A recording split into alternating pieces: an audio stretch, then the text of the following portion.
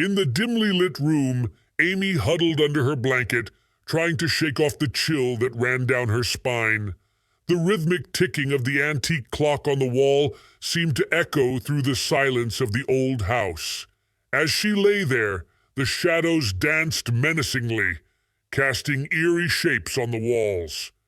Just as Amy started to convince herself that it was all in her imagination, a soft whisper reached her ears. It was a faint, indistinct murmur that seemed to come from the darkest corner of the room. Her breath caught in her throat as she strained to listen. The whisper grew louder, transforming into an otherworldly chant that sent shivers down her spine. Unable to resist, Amy peeked out from her blanket, her eyes widening in horror. In the dim light, she saw a figure emerging from the shadows, a spectral silhouette with hollow eyes that seemed to gaze directly into her soul.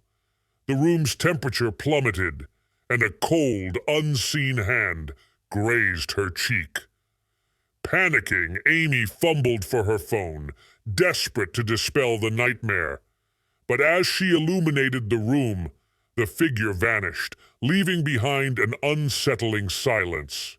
Was it a trick of the shadows, or had something truly malevolent visited her that night?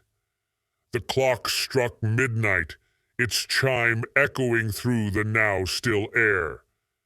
Amy hesitated, torn between dismissing the experience as a product of her imagination and accepting the inexplicable terror that clung to the room.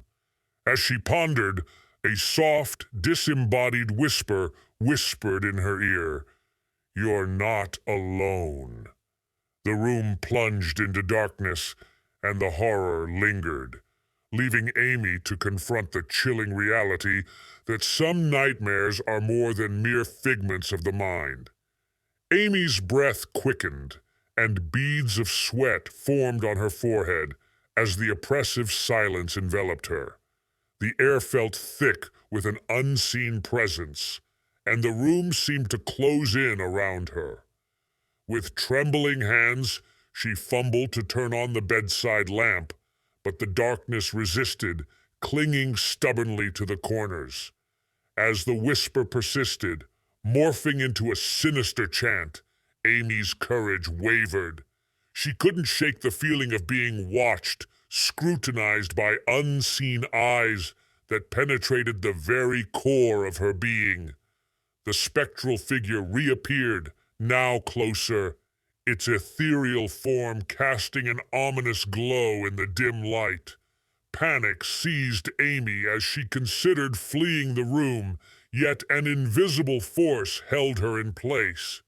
The air grew colder still, and a spectral hand materialized before her, reaching out as if testing the boundaries between the living and the unknown.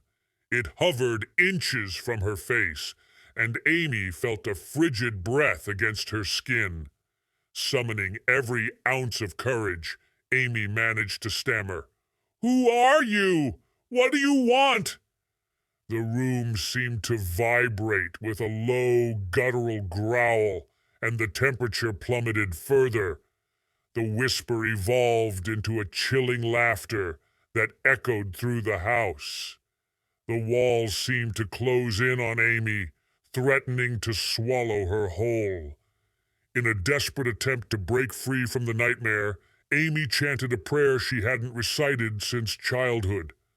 The room convulsed with unseen energy, and the malevolent presence recoiled.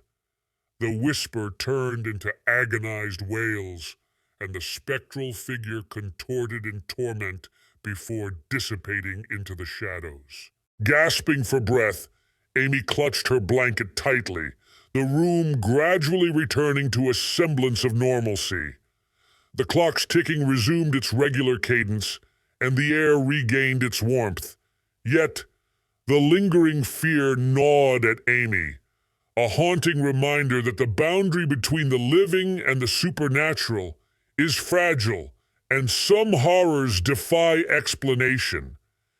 As Amy cautiously stepped out of the room, She couldn't shake the feeling that the specter's ominous words still echoed in the air, a chilling reminder that the darkness she had encountered was not easily forgotten. Days turned into nights, and Amy struggled to shake off the lingering unease that the supernatural encounter had left behind. She sought solace in the daylight, surrounded by the comforting hum of the living. Friends and family dismissed her tale as an overactive imagination, attributing the unsettling experience to stress or fatigue. However, as the sun dipped below the horizon each evening, Amy found herself glancing nervously at the darkened corners of her home. The memories of the spectral figure and the haunting whispers persisted, refusing to be relegated to mere nightmares.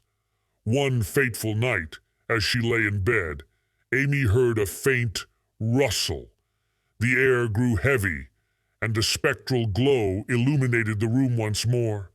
The whispers returned, echoing with a mixture of anguish and malevolence. Paralyzed by fear, Amy braced herself for another encounter with the unknown. But this time, a soft, soothing voice cut through the ominous chants. "Release," it whispered, and the malevolent presence recoiled.